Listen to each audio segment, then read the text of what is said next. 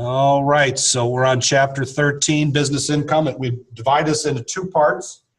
Like I said, I'm not going to torture you before Thanksgiving. I'm just not that mean. We won't do depreciation until the second half of the chapter. So we'll wait till after the tryptopan's worn off. We could do it Friday. You guys want to meet Friday up here? I got a job on the road. Specking out a commercial. I guarantee the parking lot's not going to look like that on Friday morning. So, all right. We'd probably have to be parking over at the Wegmans and walking across the street because Black Friday, I don't imagine that there's many. What's that? One star will be empty until 4 o'clock. Yeah, that's probably true. That's probably true. So, well, it depends. I mean, some people may be here on Thursday when they have the, now you can go shopping on Thursday. What's the one place somebody's open at 11 a.m. on Thursday? That's just ridiculous. I'm sorry. So Walmart's open at 6. That's just ridiculous. Anyway, chapter 13. As it says at the outset, many Americans do not work for someone else, but instead own their own business. A person who runs their own business is considered to be self-employed and is called a sole proprietor.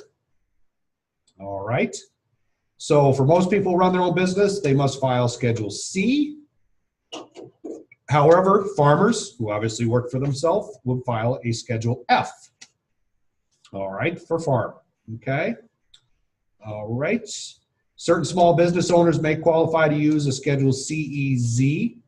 When do we get to use the EZ? What's the big stipulation? No, I don't know. Well, not as much that, but what's the outcome of our Schedule C? On a CEZ, can we have a loss? No. I don't think so. No. Yeah. There has to be some sort of profit. Some sort of profit. That's where the EZ. That's the biggest thing to remember. Okay. There are times when you do a return. Personally, again, it's just like we do with the tax returns. We have you do a 1040, even though they might qualify for an EZ or an A, because a 1040 has all the information on it that you may need to ask. Same thing with the C. If you have somebody, I a lot of times will do even my most minuscule bird house makers on a C. But if I know that they would qualify for a CEZ, that's all I'm going to charge them for. Because I just don't want to miss anything that we might need to bring up that would be on that C that I can point out to them, because I have many more categories. When we look at the CEZ,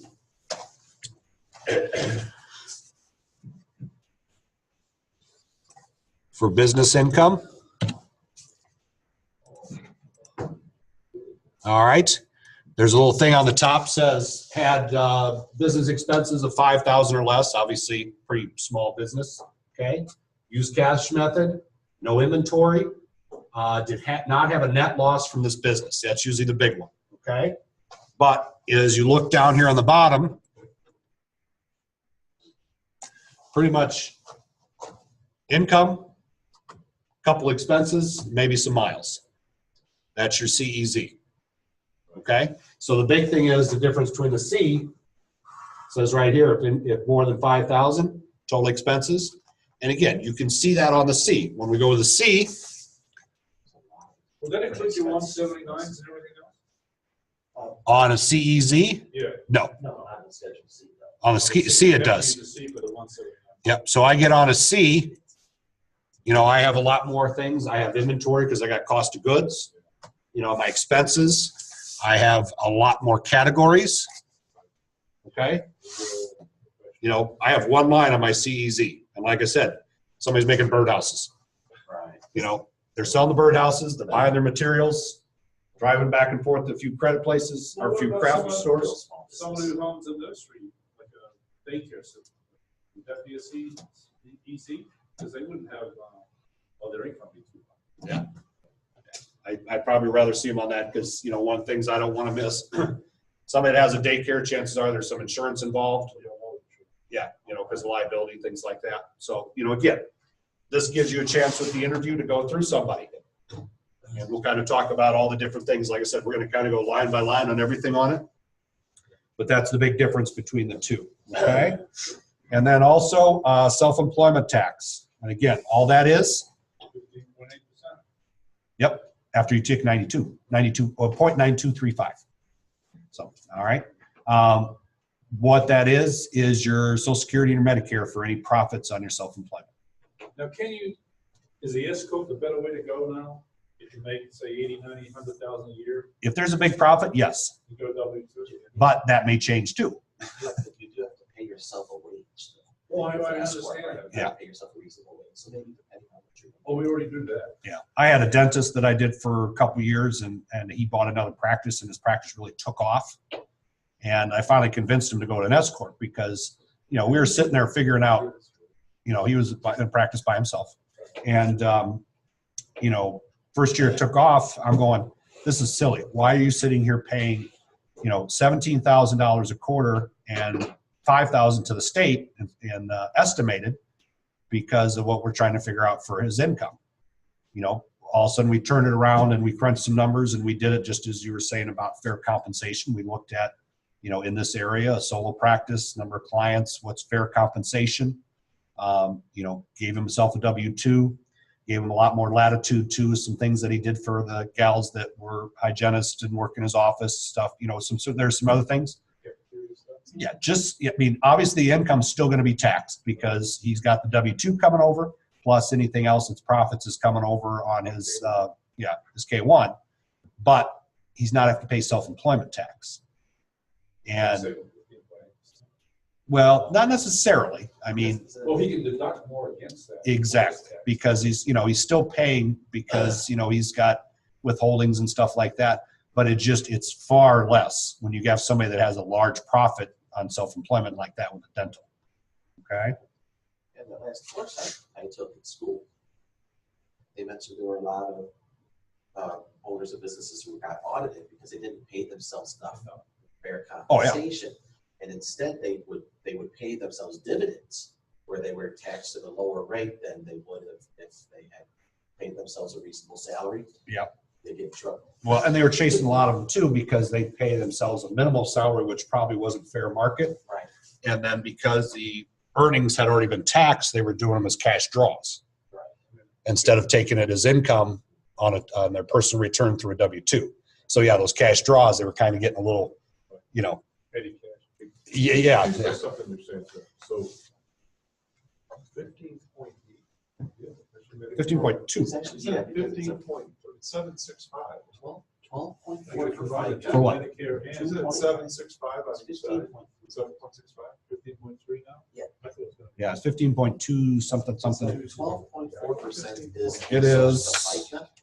Well, you take 0.29235. It is. But they're not adding that Obama tax in now either. What page are you on? Schedule SC. It's a good test question. What if? Actually, Schedule SC. It is. There it is. Okay. So you take your net profit, you multiply it by 0.9235. What page are you 14-37. We're not covering the self-employment tax till the next chapter, so just real quick, all right? So that you have, you take 0.9235 of the profit, then it says you multiply that by 0.153, all right? So that's your self-employment tax, all right? If it's more than a certain one, then you're paying that wonderful little Medicare thing that comes out of the ACA of the 0.029, okay? The additional tax. And then you take half of it, and that's your adjustment to income that we talked about in chapter 12. Okay, so those are the numbers for that. All right. All right, as we talk about here, objectives, we're going to talk about sole proprietorship, partnership, statutory employees, and then we're going to talk about things to enter on the Schedule C. All right. All right. In addition to sole proprietorship, where an individual owns a business, often a small business, other business structures allow multiple owners, the partnership, the limited liability, the S Corp, and the C Corp. LLCs and corporations are beyond the scope of this course. Okay? Basically because we're talking about a whole nother return. All right? Partnership is a relationship existing between two or more persons who join to carry on trade or business. As it talks about, we would do a Form 1065, and that K-1, or basically your W-2 for your your form would come over there, okay? All right. Now, what about partnerships and self-employment? If I have a partnership, K1, 1065, come over to my personal return, what else do I have to end up doing? What else is in play? Mark might know this one. If you have W-2 income somewhere else as well. Nope. My profits. I'm in a partnership. Split. Yep, I have split. And when that income comes over on a 1065, what else comes with it? K1. K1. And the K1 profit, what happens on the personal return? Under your person. Subject to self-employment. Correct. So the partnership's still subject to self-employment tax. Right. Okay? Yep. So what you try and do is you try and vary the expenses before it comes over to K1. Yeah. Okay. Talks about here, there is one exception to the concept of sole single proprietor. Patrick's going to love this one, considering his views on nuptials. You can still be considered a sole proprietor when you can elect to be a sole proprietor. What's a qualified joint venture? Also, just husband and wife. If a taxpayer and spouse each materially participate as only members of a jointly owned and operated business, they can make a joint election to be treated and qualified as a venture instead of a partnership. So if you and your spouse are in business together, okay, but when you look at it down the road, does it really make a difference? No, because they still have self-employment tax, okay? But yes, you can do that qualified joint venture as a taxpayer and spouse. So why would you even bother doing it? What's that? Why would you even bother doing it if the whole sorts out to be the same in the end? It's kind of like LLCs. A lot of times LLCs really don't make a difference. You know, it does create a little bit of a partition for liability purposes, but for business purposes and tax purposes, till you make the jump to an S or C corp, S or C corp, you know, it's not really impacting you. So, all right. We talked a little bit about the Schedule C versus the Schedule CEZ. All right. Profit motive in the IRS. All right. Obviously, every business starting up may have startup. So they're probably going to have a loss. Maybe the second year it hasn't quite taken off. They may have a loss. All right. If that loss occurs for 3 or more years, the IRS is probably going to call you up and say, are you really trying? Okay, exactly. All right. So all of a sudden we have where we're a little bit more in a hobby because we're not trying to make money. All right. As it says there, for a business to be considered operating with profit as a goal, it must make a net profit, gross income exceeding expenses, for 3 or more out of 5 consecutive years. Obviously, you're going to fall in hard times and things like that. But if year 4, you're still not making money, the IRS is probably really going to question your motives and how you're handling things. Is that why I got ordered it? All right. Talks about accounting methods. Schedule C people, 9.5 times out of 10, cash. They're just not doing accrual, okay? It's on a cash. Unless they're getting into a heavy-duty accounting purposes, they're just not going to do that, okay? All right. Okay. 2 or more businesses. If a taxpayer has 2 or more separate and distinct businesses, a different accounting method can be used for each business as long as the method used clearly reflects the income of that business. I have somebody I'm working with right now that has one business and is a subsidiary on their Schedule C. Their wife's buying and selling of, I don't know what to call them. Tupperware? No, collectibles, I guess we'll call them, is part of it. And it doesn't really fit. And I keep telling them we can't do this. So I'm actually meeting with them, I think, next week where they're going to have to split it off and they're actually going to make 2 S corps, or even take hers as just a Schedule C and split his off because his business is taken off. because I had them on two separate set of Schedule Cs, but they're like, they're the same business. I'm like, no, they're not. Okay. All right. Well, one can compromise the other too. Well, that's my fear, is that, you know, if one's having a loss, you know, You're basically shielding one business with the other, which are totally disparate. but if the collectibles keep showing a loss, but it doesn't show, it may show a loss for 5 years because it's hidden inside the other one that's showing a profits because it's a consulting, so he has no overhead. They could start to consider that like you're losing hobby income subject to that 2% AGI. Yeah. And you gave Exactly. it a good place. So estimated taxes, we'll talk a little bit about that. We do more of the calculation, but these are the people. You know, you have to make sure that, you know, because they have a profit, they're going to be paying a big chunk at the end of the year with self-employment tax. Get them in that estimated so that they're paying their tax timely. All right. And I have people too that, you know, you can sit there and do the estimate and break it up into 4 pieces. I have some landscapers, people like that, that do snow removal that, you know, they meet with me, you know, a couple times a year, and, you know, we got a fluctuating estimated so that they're only paying that matches the income, because they may have some dips, you know, like maybe the fall, they don't have the income because in the summer they sign their contracts for snow plowing and they had the income coming in from the spring with their landscaping, but all of a sudden they got a dip. Well, I'm not going to have an elevated estimated payment. I'm going to have them pay that estimated when it matches the income. So sometimes I'll do a little fluctuating there. So, all right. Talks about passive activity and material participation.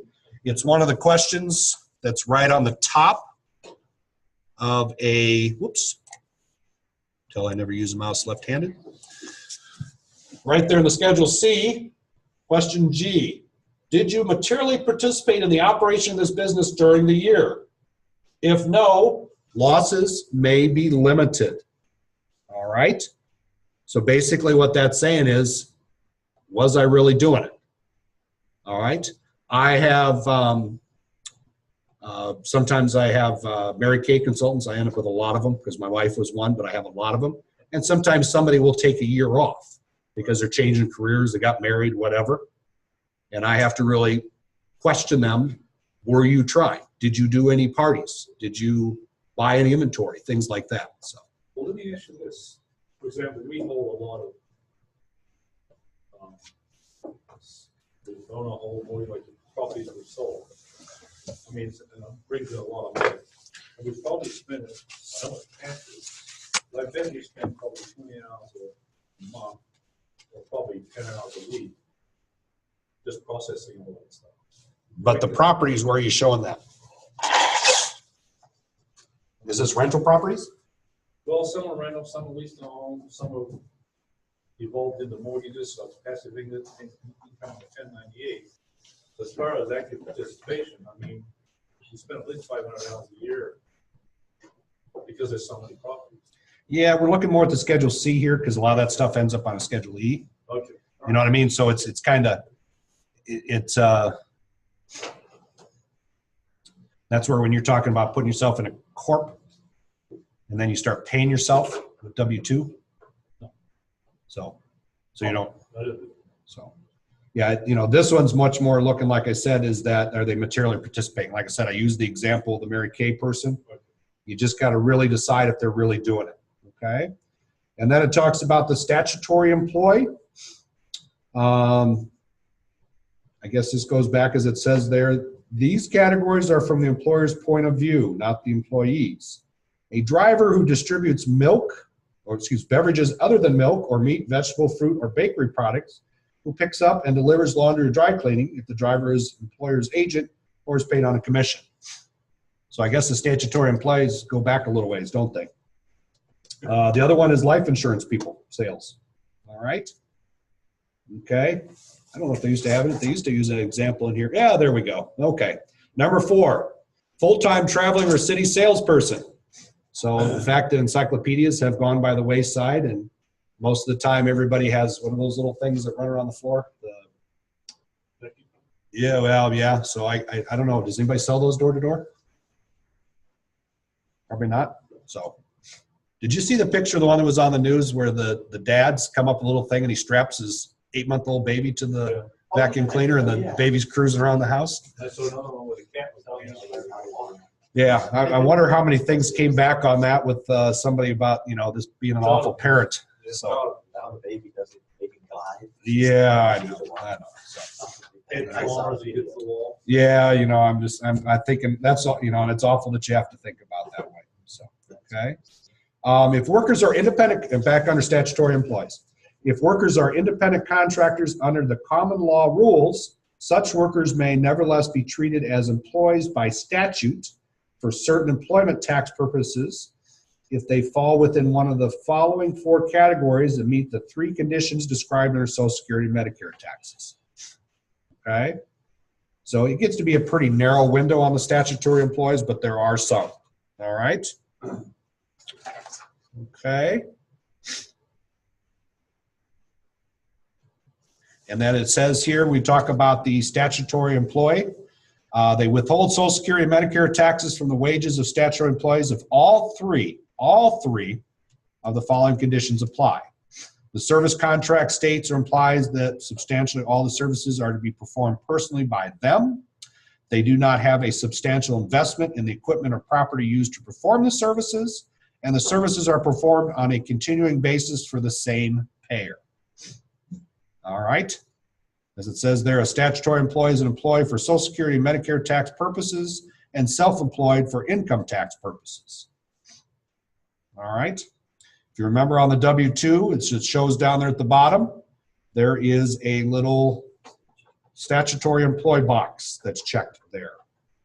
I don't think any of the problems, I'm going to have to dig up a problem for you guys to do on statutories. How does that pre-qualify? I got to dig up a minister one for you too. What's that? So, like, knocking down the statutory employee, how would that affect their taxes when you calculate when it goes through on, let's say, the Schedule C, et cetera? Well, the W-2 is the best way to look at it. What box is empty? Federal income tax. And the state. So they're self-employed for income tax purposes. So there's no federal and state tax withheld. Okay, yeah. But you're supposed to withhold Social Security. Well, they didn't withhold Social Security. Exactly. So that's still there. So there's statutory employees employed for Social Security and Medicare tax purposes only. So the rest of it would take care of the other thing. Exactly. Yeah, so they have to do that. So, all right. Okay. Now, I'm going to have to make a note to myself. I got to get you guys a couple. You guys love ministers' returns. So they like a withheld class. 6.2% Or what's that? from the Social Security on this example here? The number? Yeah. Yeah.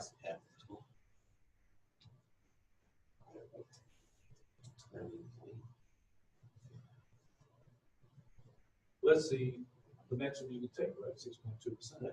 That's how much you would see coming out of your, as an employee. Right. That's Social Security. Right? Yeah, because I know how much you guys love finding those hidden worksheets. So for ministers, there's 4 of them. Yeah. For each religion, What's that? for each denomination. You could look at it that way, yes. So depending on your denomination, depending on how many worksheets you got to do. So, all right. Because you have to remember that a lot of times they have W-2 income and a number in box 1 may have tax withheld, but they do not pay Social Security and Medicare. So that being said, Because it's a nonprofit. well, but they pay self-employment tax on their housing allowance because that may be part of their compensation.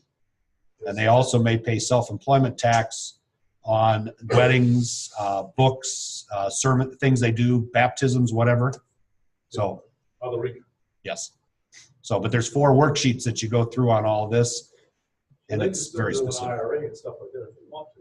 Right? All right, business income and expenses. All right, so here we go.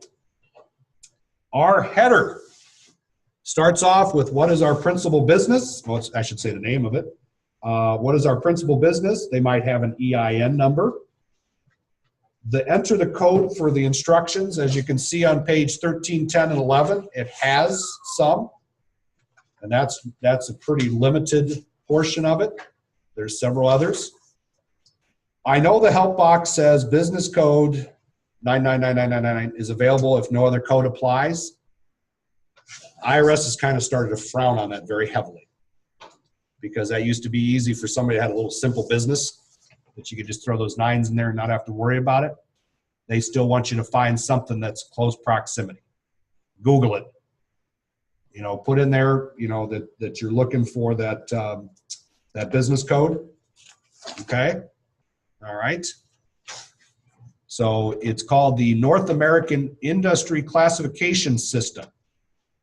So if you want to type in NAICS, business code, and then whatever you're looking for, all right, that'll probably give you a better approximation. All right. So I would Google on that and just find the code that's closest. Obviously, like I said, you know, most of the ones you're going to see are probably within here, but there are some other ones that, you know, you have to be a little bit more obscure. Your Avon, Mary Kay and stuff, if you look on page 1311, third column, just about to the bottom, it says non-store retailers. 454390, other direct selling establishments, including door-to-door retailing, you know, party plan merchant, you know, stuff like that. Those people that have that little business out of their home where they're going into somebody else's house, they're basically doing direct sales in a non-store method. Okay? So that's a good one to remember. Because a lot of times that's the way people are doing those. All right? Okay. I don't know what Amazon's 6-digit code is. So. What about Uber driver? What are you going to put them in? They're the transport system? Yep. I think there's drivers there. There's, let's see here. I forget what I did with somebody. So an Uber driver, right? So they are going to get a 1099 From Uber. from Uber for Yep. their income. Yep. Probably going to get a 1099K too. That's a third party because that's, you know, like PayPal or credit cards. Yeah. Yep. Okay. And then, so how do they, if they use their vehicle for personal use, it's basically just that they would track the miles that they used for. Most of their deductions are going to be miles. Okay. Some of them, you know, my son he's got a personal Uber driver down in Cleveland that he uses all the time. Okay. So, you know, and he loves this guy because, you know, he gets in there and the guy's got a little armrest that has bottles of water. There's tissues and mints and it's like, you know, he loves them. And, you know, he's great with the college kids and he'll pick them up after a ball game in downtown Cleveland in the middle of the night and stuff like that. So Now, let me ask you, if you're, I think he's got his own limo driver. you're talking about the mileage, if you call me on home and I come pick you up, then I take you somewhere else and then I pick you up later and bring you back. All that mileage, can you? Because you're self-employed. It's deductible. Yeah. Regardless of the fact I'm going from there, pick you up, drop you off. All that mileage is deductible Okay. Yep. And so it's from your home too. because you're driving the miles. So there's no, It's not really a commute because you don't have a certain place of business. Would it be the 54% a month? Yeah, for 16, yep. Okay. So we did that. There's a great little thing here. People always ask, they're opening their own business, do I need an EIN number? Okay. Well, great little thing here. You know, if you plan to hire any employees, obviously you're going to. If you plan to, you know, have a bank account in the business's name, chances are the bank's going to require you to do that. And if in the future you plan to go from a sole proprietor to an S Corp, you're going to need it anyway. And they're very easy to do, to go online and get an EIN number. I don't know why they have the application for employee identification number. The whole online process is much easier than the form. So, and they don't charge so you. would a tax preparation business be this 561-410 document preparation services under admin? Been a professional. Where you at? On page 1310. Well, let's see what it would be. Oh, for document preparation services. Would it be legal professional services? Let's see what they have. We'll play a little music while we're looking at it. Well, tax preparation services, it's all listed, but yeah, okay. It's 541-213. Tax preparation.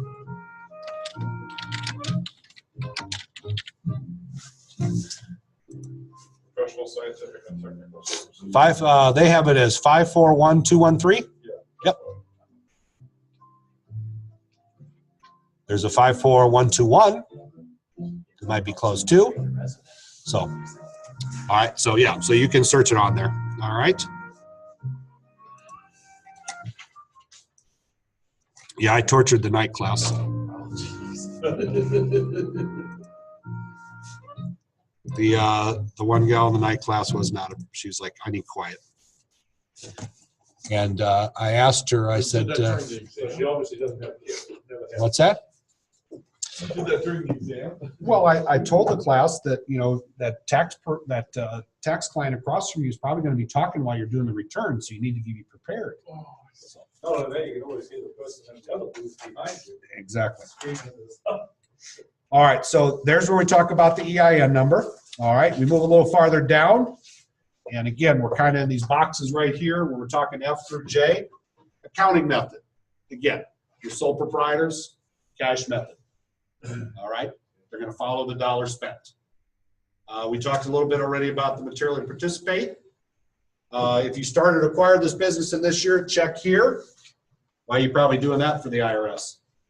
So they can keep track of your losses if you've had it, you know, so that they're doing that. All right. This is an important one too. Did you make any payments in 2016 that will require you to file Form 1099? What are 1099s? As we were just talking about earlier. You have somebody that's working for you. Yep. Contractors. Yep. Now, if you still have to file a 1099 against the corporation, so if somebody does work for me as an LLC, I just deduct it. I don't have to file a 1099. You should if it's over 600. Really? Okay.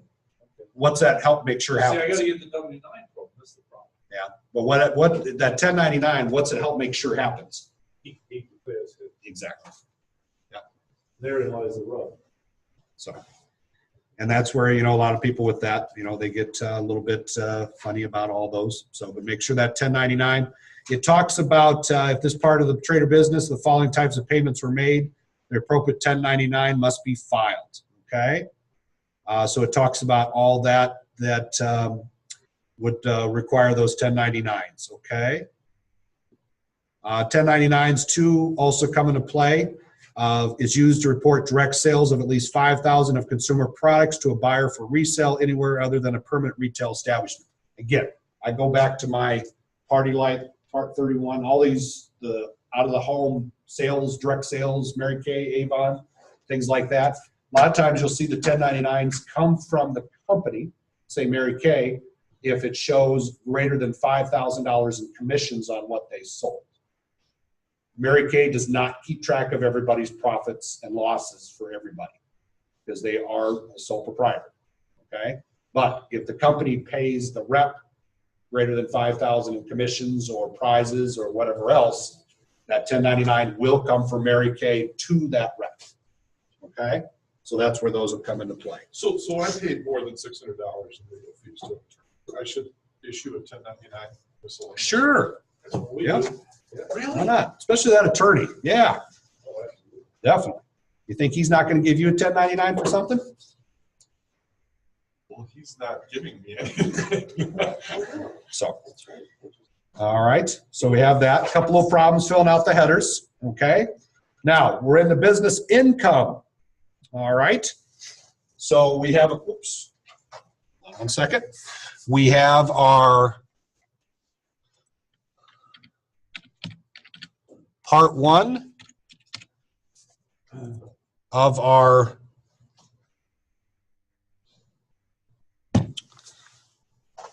oops, hold on, come on. Here we go.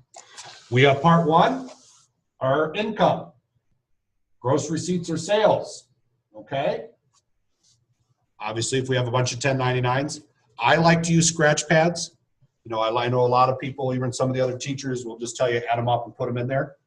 You know, if I got somebody, you know, especially if I have you know, a lot of the nonprofits, to the guys that are doing snow plowing and stuff like that, there's a lot of 1099s because they need to keep track of stuff. I'll go in there, I'll do a scratch pad and just list income and list all the 1099s, especially too if they have one that is like the one that I was talking about, the 1099K on the bottom of 1317. Somebody's got a PayPal account or they're taking credit cards or whatever, you know, because make sure that they have all that, okay? Because right now it just shows that you can put your total sales in there. And if you have to go back and retrace this return for some reason, you know, at least you got all those 1099s, because sometimes there's only one copy of the 1099, and that can make it difficult. All right. Talks about returns and allowances. All right. So I guess if you're selling eBay stuff and people don't like what you sent them, all right. Returns include gross receipts that were refunded to the customers who return merchandise for refund, include amounts given to the customer who were given a partial refund because they received damaged merchandise or the other similar reasons. Okay, so we have that on there. Cost of goods sold. On a Schedule C, we jump to page 2, part 3. We got our cost of goods sold. Okay, so if it's a sole proprietor type business that has inventory of some kind, all right. What was your method? Inventory at the beginning of the year. Again, I use Mary Kay all the time because they bought stuff, but they took it out for personal use. All right, cost of labor, materials and supplies. And again, materials and supplies, you can probably do that on page 1. There's a supplies section. You know, I try to limit this section for cost of goods sold to inventory. If you deducted, say you deducted a bunch of stuff before materials for a project go over the next year, and you have them, say, expense all of that to the customer. It's still inventory. It's still inventory. Yeah. So you get the deduction for buying it all, and then next year you take the income for selling it to the customer. If it's still in your inventory, then it's still inventory. Correct. Yeah. So, and then inventory at the end of the year, that gives us our cost of goods sold. Okay. So like a real estate agent. They don't have inventory. Right, but would the supplies that they use? I would see that more on page 1 when we do expenses there. No, a builder, you'd see a lot. What's that? A builder, you'd see a lot of inventory. Yeah, you could. Yeah. Yep. So, yeah, because when you're in a service industry, you really don't have cost of goods sold. So, So okay. that's all. That's going to be on the other page there. Okay. Pages 18 and 19 kind of talk about what we just talked about. Again, a lot of times the sole proprietors, you don't see a lot of inventory. Okay. Direct sales, you do.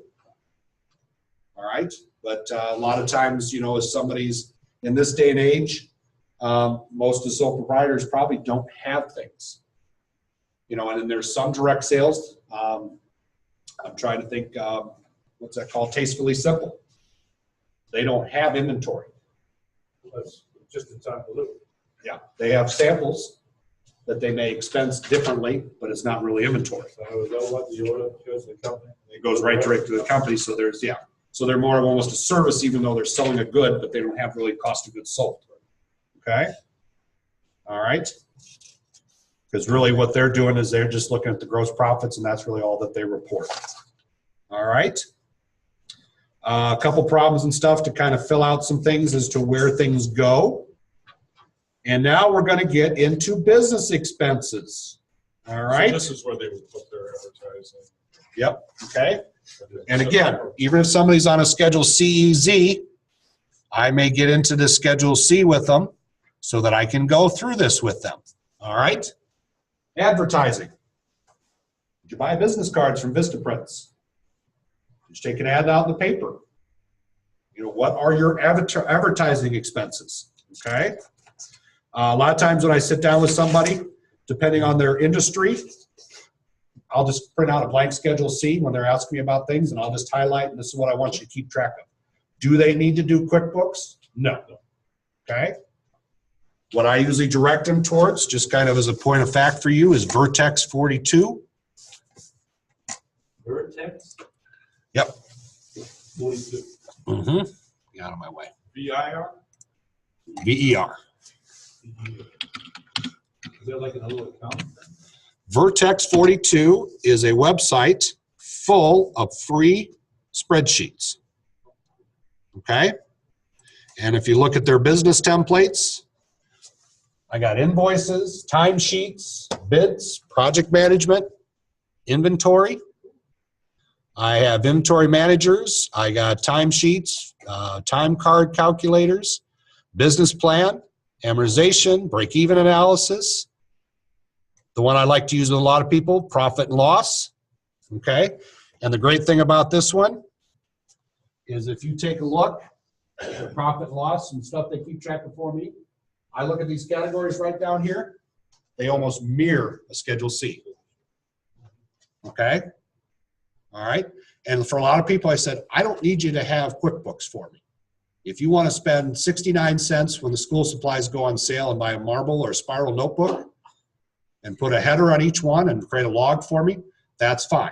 If you get big enough that we need to do QuickBooks, we can do that later. I need a trail, especially if there's a lot of cash transactions. So you can do it by the month and stick the receipts in there, or you can do it by category, whatever it is. You know, trying to teach them to keep track of those records. Okay? What's nice about QuickBooks though is if you've got an account that's solely for your business, it just loads everything in that you're doing, and all you have to do is categorize. Well, it also But if you're starting a new business and I want them to get it up and running, last thing I want them, if they have no accounting background, is spending 5 hours a week trying to figure out how to get stuff in QuickBooks. But it gets it all in for you. It takes 10 minutes. But that's 5 hours they're not out making sales and making money. It doesn't take 5 hours. I guess I'm not understanding what you're saying. Well, but you have a dollar money background, finance background. Yeah. If I have a Mary Kay salesperson, but the only thing they've ever done is balance their checkbook, So you're saying it would take them that long to figure out what categories things fall into? sometimes it's overkill.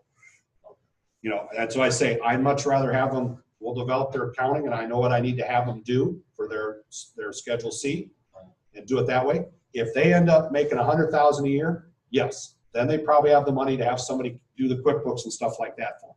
But right now, I'm not gonna have them spend time trying to put stuff into QuickBooks. That would be later, okay? Car and truck expenses, all right. Little worksheet down on the bottom, excuse me, on the middle part of page 2 of the Schedule C. What do we have there? We've already seen this in one spot with the 2106. We have our mileage, if we're taking the mileage rate. Now, one thing to remember on this, see this little box right here? Check that box if you want it included in the Schedule C. This works great, but it's not like the 2106 where it automatically jumps up to the line for vehicle unless you check the box. All right, so if you have somebody that's driving a lot of miles and you forget to check that box, it never carries over to page 1 and is calculated in their business expense. So which box are you talking about? Says the one that says check box to calculate business miles. What form is that? We're on page 2 of the Schedule C. It's funny because it's not on this, so that's just in tax-wise. Yes, it's in tax-wise. That's what I was pointing on the screen. So what Okay. line would it be? That it would go to? No, that's on page part 2. It's not in the form in the book. It's a tax-wise thing. Because otherwise, if I do that, it's never going to come back to line 9. All right? So just make sure it gets in there. All right? Get off there, it's gonna go to line 9. You check the box after you do the calculation. Yep. Okay. I see. It's just Yep. So, but it's on there. It's just for tax-wise purposes. Because everybody kind of learned the 2106 first. And if you put the mileage in there on the 2106, it automatically popped up to the right spot. But this one, it doesn't do that. You have to check the box. looking at that Uber idea again, you know, if the kid, say the kid is doing a lot of business with Uber, and he leases a vehicle to do the job, can he deduct the lease for all the business, the lease cost for the percentage of business use? Then he's have to do actual. Actual rather than 54 cents. And I guarantee as an Uber driver, 54 cents a mile is probably going to work out to a better deal. Most businesses. Yep. We talked about commission and fees are in there. Contract labor. All right, it just has a note there. Remember, $600 or more paid to an independent contractor means a 1099 miscellaneous must be provided to them at the end of the year. All right. And when somebody gets audited, contract labor is one of those things that they love to look at. And how do you justify it? Well, I gave $700 to this guy to do this. Okay, prove it. There's no 1099 miscellaneous. There's no check written. But you just have to write a check if it's under 600, right? But I'm saying that for 1099, you need to really justify it, because it's one of those things that they audit like crazy. So if you have somebody that does something for you for under $600, you don't need to issue No. it. But you better have record of it, because they will disallow it very quickly. Some of the guys want cash, so we'll write a check cash, and I'll sign the back of it. We get the check back, so now we got proof that the guy cashed. Yep. Depreciation, depletions on there too. Don't see a lot of that. Had a little bit of it. I used to have a guy, but he moved out of the area. He used to have a maple tree farm down in the southern tier. Remember when I was at Lowe's, he has 5 acres under Christmas trees, right? Yep. But yeah, he had maple tree. He was starting the business, and I think he sold it because they moved out of the area for some reason. I think his wife's job, but yeah, they had a maple tree farm that they were, taking, and I was fascinated the number of feet of the little clear tube they had to get everything where it needed to go on their maple tree for maple syrup. So, depreciation, we'll talk about a little bit more in the next chapter, but we have the depreciation in there. Employee benefits. Again, I was talking about my dentist. These are amounts contributed by an employer to an employee, fringe benefits such as education, health, dependent care, recreation, and adoptive assistance programs. Okay. Insurance other than health. Remember we talked about last chapter in the adjustment to income, that self-employment is on an adjustment to income for a self-employed person. It's not in the Schedule C. That's why it says insurance other than health. So like property casualty insurance. Yes. Okay. Can you put in the portion of a vehicle that's used for personal and the For what? auto insurance? Could be accurate. But then you're in your vehicle. You're going to do actual. It's meaning the cents per mile. Yes. So if you you can't want, do if you want to can't deduct do your auto insurance, then you're going to have to do actual on your vehicle. Yeah. Yep. Otherwise, you're double dipping. Gotcha. If I were to, Makes sense. if I start a business and I choose standard mileage at the beginning, Yes. then I have to stick to it. Is that right? Exactly. That's why do you think they have you put that little thing that says, when did you place your vehicle in service for business purposes? If I put March 1st, 2008, and all of a sudden I get a year where I'm not doing mileage and actual shows up, they're going to go, well, wait a second. What'd you do on the previous 7 years? You were taking mileage. You can't. Now what happens? Because you can't, an older model, all of a sudden, boy, I had to put a new engine in, need tires, did this, did that, and thinking, this is more than the mileage. So what happens when you get rid of that big start again? Well, you can determine what you're doing on that method, yes. But once you have that method, you have to stay there. But what if you want 79 the whole vehicle? Well, it has to be in the business's name. Correct. If you do the 179, can you still do the mileage versus the depreciation and That's a little bit different because it's an asset and it's depreciated within the business, but it has to be strictly for the business. So I use my business for an example, but it could apply to other businesses. So I'm starting a franchise. And you don't incorporate like on day one because you're doing your due diligence up to that point, and then you incorporate. Mhm. Can you deduct expenses before what was incorporated because you had the intent to start a business? May have been the case that you might have to do that on Schedule C because you were basically a sole proprietor at that time. Okay. So anything like, I don't know, like tax school. Let's say I paid for it before I was incorporated. I can deduct that? Not necessarily the tax school. But it's part of running the business, right? But you weren't in business yet.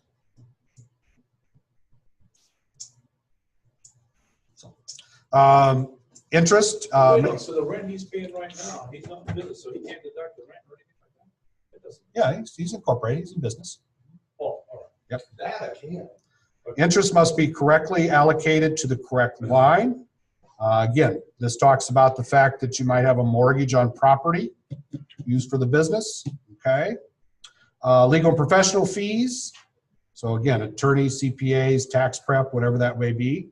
Office expense, again, very broad one. A lot of times I'll get into a scratch pad on this one, just knowing what they need to do with the expenses, because some people might have, you know, a contract to rent a large printer because of what they do, or something like that, okay? You can probably put that under rent, or you can put it under office expense. Pension and profit sharing plans, repairs and maintenance, okay? This would include amounts necessary to maintain business property in an ordinary, efficient operating condition. Okay, so even if you rent it there. Supplies, again, as it says there, do not include part 3, or not included in part 3 would be here. All right, and most of the time, cost of goods sold, I try to limit it to inventory. I want their supplies somewhere different. I don't like to mix supplies and inventory, okay? Taxes and license, okay? There's a great caution here. Sales tax collected on product and service income is considered pass-through, collected from the customer and sent to the tax authority. Pass-through taxes must not be deducted as an expense. All right? Some people like to say, because my first question is, what am I going to ask them about their gross receipts in line 1? Is that include the taxes you collected?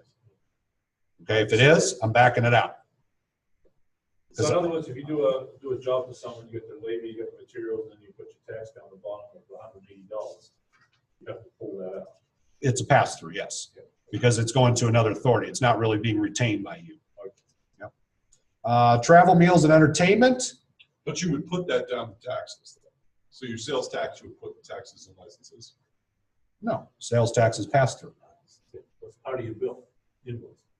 Okay, but you said you take it out of their gross receipts. If you buy the material. I'm talking about somebody that sells something. Yeah. Cost of goods sold. If I invoice you for $100 and I put sales tax on it, that's a pass-through. But are you paying me $100 and there's sales tax on it? I'm not retaining the sales tax. Because you're issuing it out. Okay. Well, no, I collect it for the state and then send it to them. That's what I'm saying. You're sending it out to the state. Yes. So then it's not counted as part of your gross receipts. So essentially, you're not taxed on the tax. No, that's why I say I back it out. Okay. If they tell me that their gross receipts has sales tax in it, I'm backing it out. So then you wouldn't do it. Why would I have to pay tax on But if sales there was tax? a tax, let's say you're in the flower business and New York State, it has a 1% tax. Hello? No. So that's, they give us the gross receipts. The practice would be to ask, is that included? Sales tax. Dressing rooms. Yes. Sales tax. Correct. Otherwise, it'd be like double. Like that. All right, Monty Hall, which door is that behind? Are they not lined by year or anything here? I'm looking at 5 doors. And It's funny, I've seen so many of them, but just never have. That's a level of okay, all right, I will do that. All right, I worked in the kind of services we talked about. January to April 2014. Anything I can find? No, it's good. Right, and K1s too. Right. You know, but Okay. to All right. that point, I never really had to dive. All right, let's take about 5 minutes here, okay? Okay, so we're continuing on here. Let's see, where did we stop off at? We did rent, supplies. I was on 1327, all circling things. We did sales tax, travels, meals, and entertainment. Yep. Same limitations that we saw with the 2106. The IRS has determined even if you're self-employed that you must still eat. All right, utilities.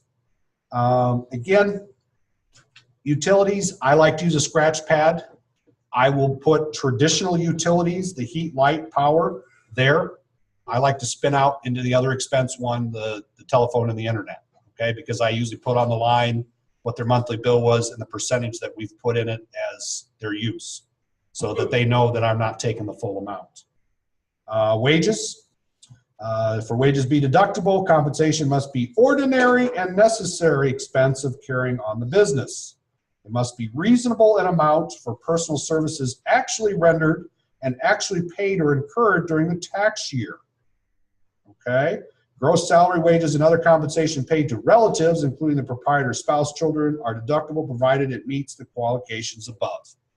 So if I'm a sole proprietor owning my own little pizza joint and I'm paying my kids, yeah. Okay. Other expenses. Obviously, we get into an area that I have determined that nothing else applies. So you would put Spectrum in other and not in utilities? I like, if it's for a business specific, yeah, I would put it there. If it's for something that somebody has a home business, okay, so like if they have internet coming into their house, gotcha. I'm not going to let them take the whole internet, because that means that the kids aren't surfing the web watching YouTube. Right. No, you know, that's Well, why I in say my office, that's I mean, why it's just- that's why I say on that line I will take the gross amount, right, show that I'm taking 10%, 15% to get to the amount that I have. But like for my office, I mean, my That's different. TV, That's my different. Phone, Yep. my internet. Are On all page business. 2 of the Schedule C, Part 5, there's other expenses. Again, it's kind of one of those things. I use the other expenses because I don't like what Oh, so one of the that's where- line. That's where you detail them out. Go ahead, David. So you detail them out in part 5 and then the total goes over here. No. Well, it goes over there to the Part C, yes. Yeah, okay. But I use the other expenses, the Part 5, when I want to break something out that I don't like a category that was on the Schedule C or something like that. I like to have it specific, especially if it's something that really doesn't fall in those categories, that's very specific to their industry or business. Okay? So that would be like the franchise fees. I would put that there, yes. Okay, so franchise fees, you detail it. Or you could put it, under commissions and fees. Advertising, and then you wouldn't put that in advertising up in line 8, you would put it in other expenses. Yeah. Okay. Yep. This one's not on there twice. And again, it's a matter of Yeah, no, I get it. it's a matter of consistency from year to year in the way that their record keeping's done. Okay? Okay. If you want to use a category within QuickBooks and that's what you feel that you want to do, then that's where your category can be there and transfer right over to your C. If I have somebody that's not using QuickBooks, I just want them to understand what that category is, what it consists of, so that I'm consistent from year to year for them. So that it has. to your point though, it's just, it could be something that could fall in another category, but as long as you're consistent with it each year and you're putting it in other expense, you know, you're doing that on a regular basis. It could go in other expense, even though it may technically, like utilities, could fall into that category. Mm-hmm. Can I ask you a quick question on the home office deductions they have now with the $1,500? Would that mean you just charge the $1,500 for home office, that you wouldn't include the internet, stuff like that, you'd be billing them in the office? It depends. It depends on the home office. Okay. So we kind of cover the home office in the next chapter, because now there's a standardized rate.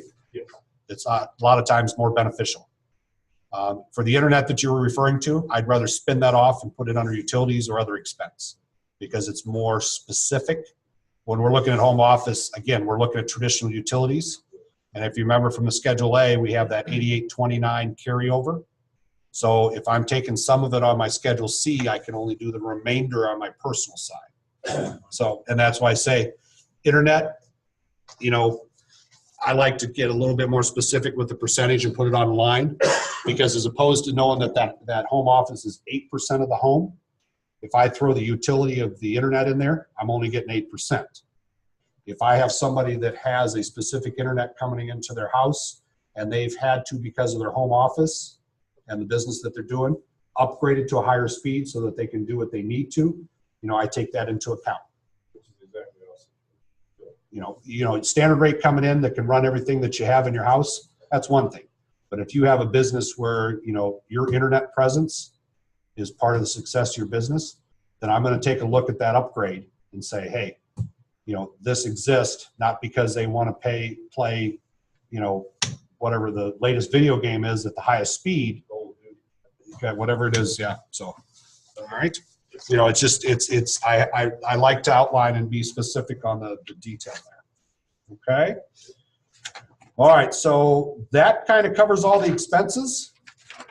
13. Like I said, next time we're going to get to do depreciation, business home, and clergy. Yay. I love doing clergies. So actually, Steve Jacobson that used to work for the firm, his wife got a great job down in Jersey.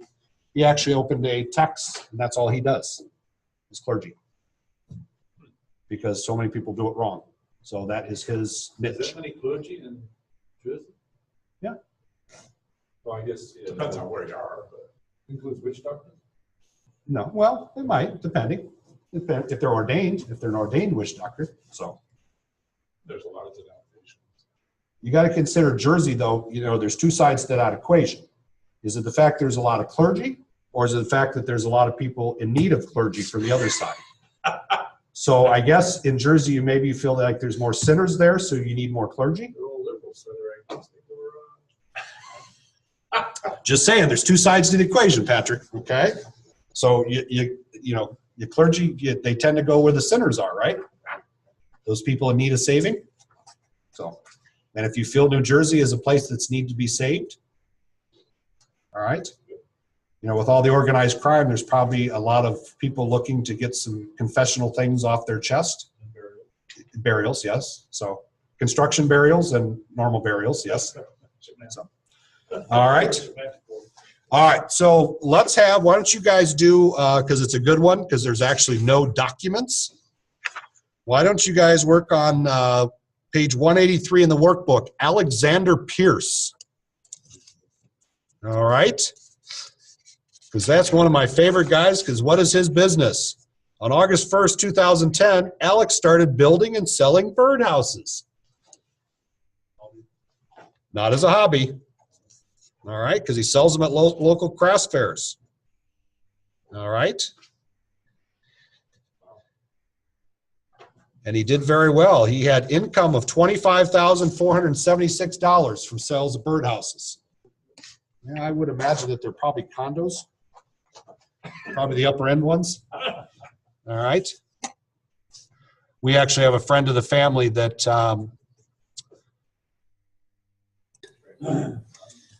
okay, so we're going to look at 13.2 and we're doing Alexander Pierce.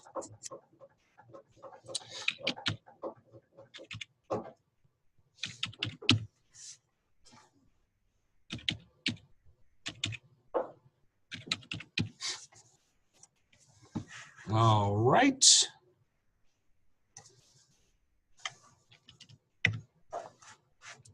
So we have,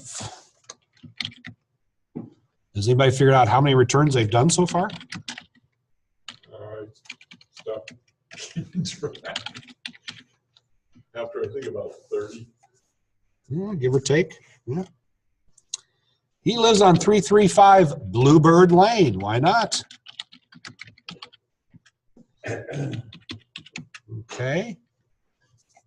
And he's obviously a fan of Sylvester, so he's got Tweet Home. Not Sweet Home, but Tweet Home. Okay. All right.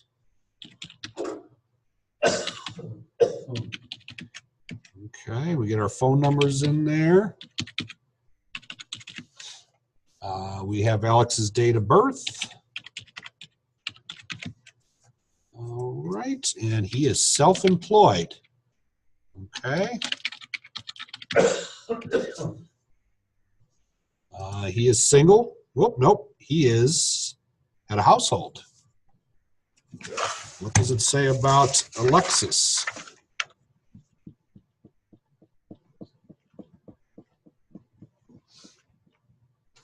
All right, so we have Alexis on there, so he must be at a household. Apparently his ex-wife was not a fan of the bird house business.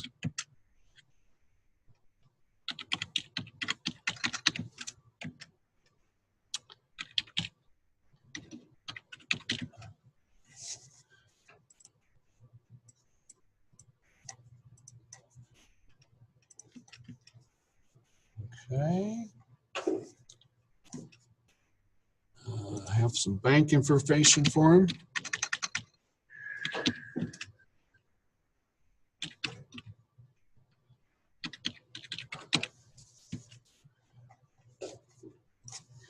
Get his PIN in there.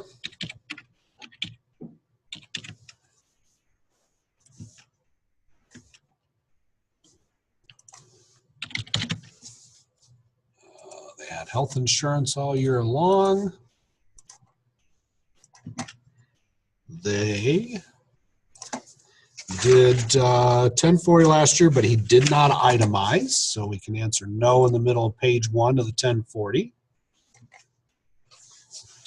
All right. So can we do him on an easy? You said not to though, right? Yep. Could we do him on an easy, I guess would be a better way to phrase it. Well, That's too much expenses. Yeah, he's got over 5,000 expenses. Plus he's got inventory. That's one of the other things that disqualifies us. So, oh, all right. yeah, I see. Okay. He is in the business of birdhouses.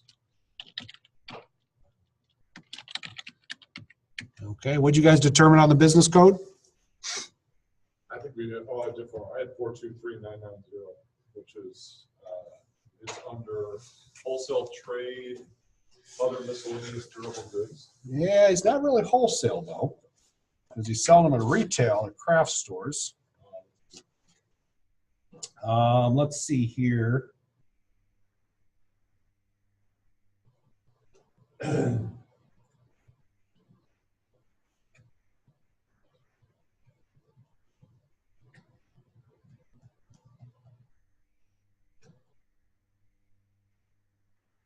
I am going to put him under a 238990.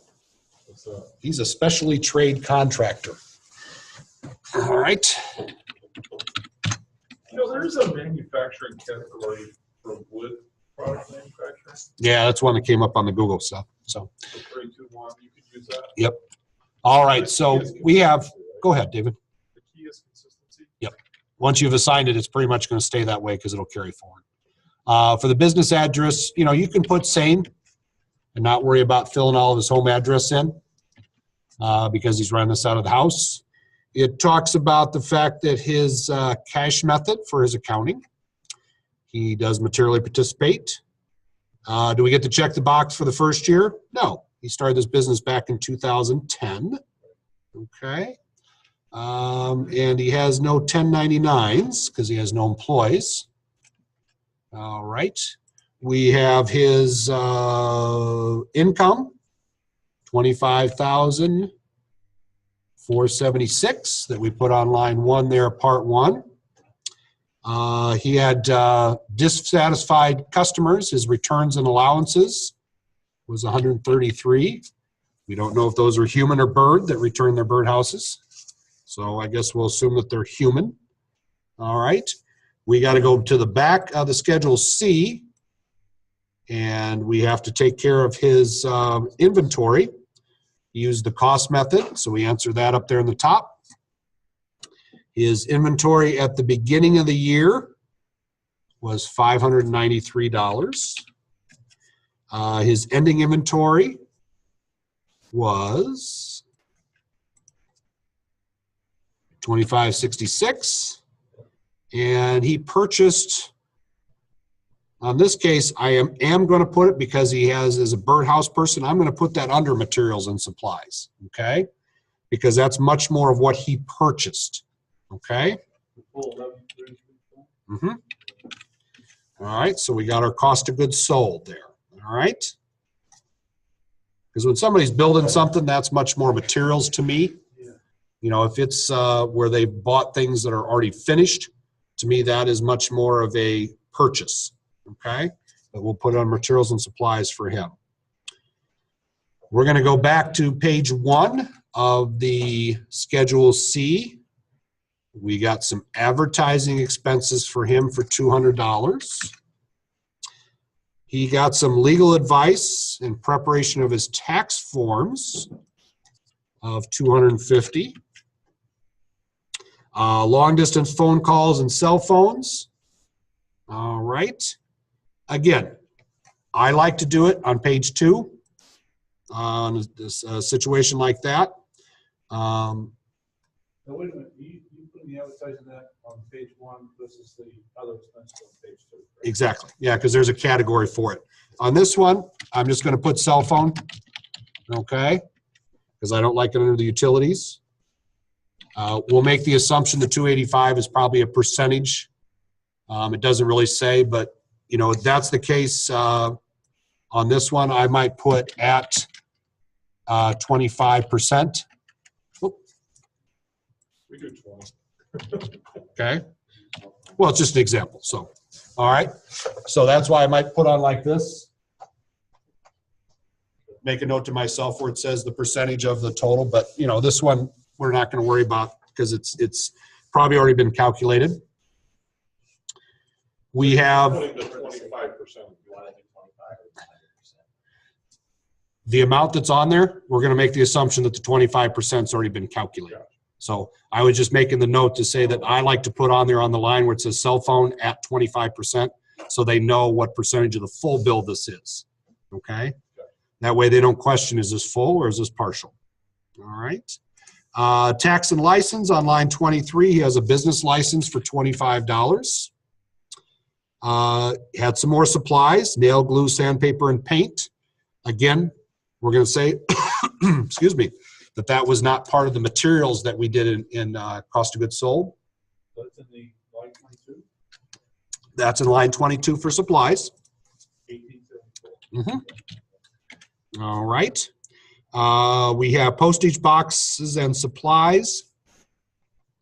When I see postage and I see gift boxes, I'm going to do that more on an office expense because that's kind of, you know, his service end product type thing.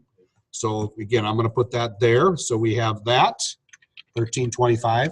Or you could take the supplies, do a scratch pad and break the two things down on that so that you have the detail. The only thing about the scratch pads, they do not carry forward. Okay, so just be aware of that. All right. He has some insurance. And again, we're making the assumption that that insurance is not health insurance. So he must carry some liability for when he goes into these craft fairs in different places. Sales tax collected.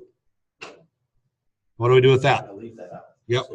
Again, we're going to make the assumption that that income does not include sales tax. Where did you put the phone? I put that, On the next page. yep, Page 2? yep, on part 5. Okay, and same thing with the website. I don't like that to go into the utilities. I think it should have its own, so I will put it on part 5 for the website. All right. We have some mileage for him. Okay.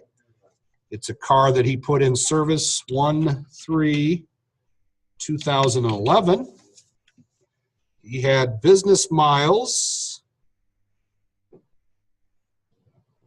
of 86.45, and the other could be the personal miles. We want to put that in there, 32.10. Okay. Now, this is where I want you to note. It did not calculate anything for his withdrawal or his mileage. So make sure that we check that box and calculate it. Answer our questions. Yep.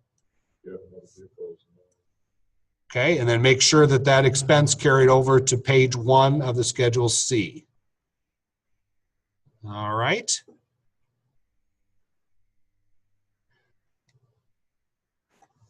So with this separate small building, would you do that as a home office?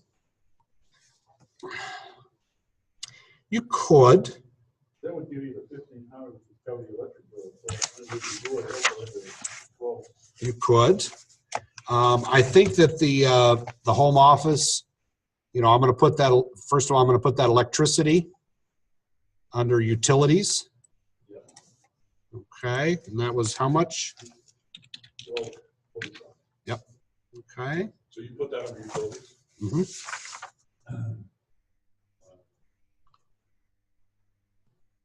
So there's no cost on the building other than that'd be depreciating the building. 100%.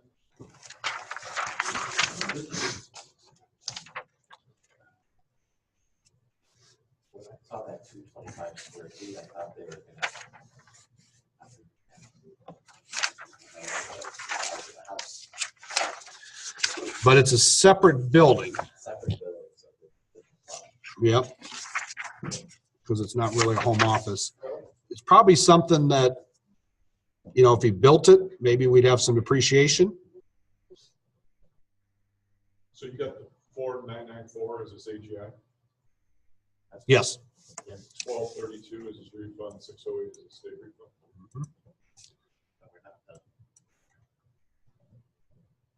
What more is there to do? I have to figure a self-employment tax. That should be calculated in there. Oh, it's in there? Yep.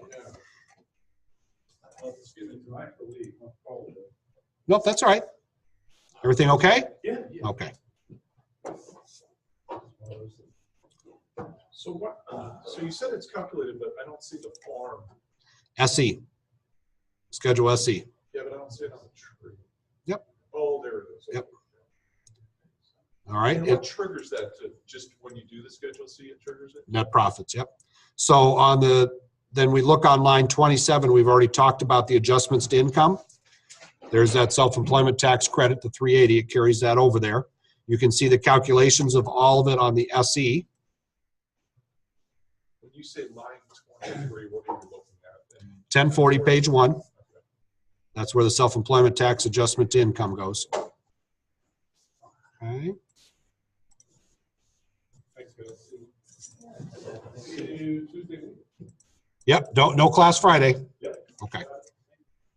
so help me with that, Tim. Where is that calculated? So it's calculated on the SE, then it carries over to, You get half of it as an adjustment to income, and then the other half is self-employment tax on page 2 of the 1040.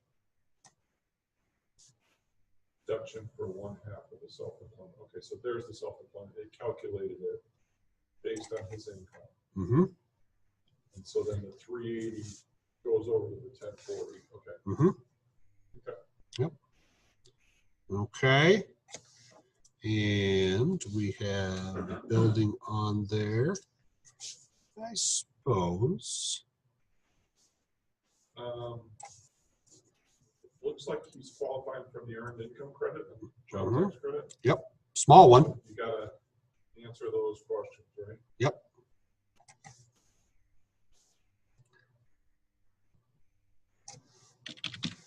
Well, you gotta get the skinny on it. Yep.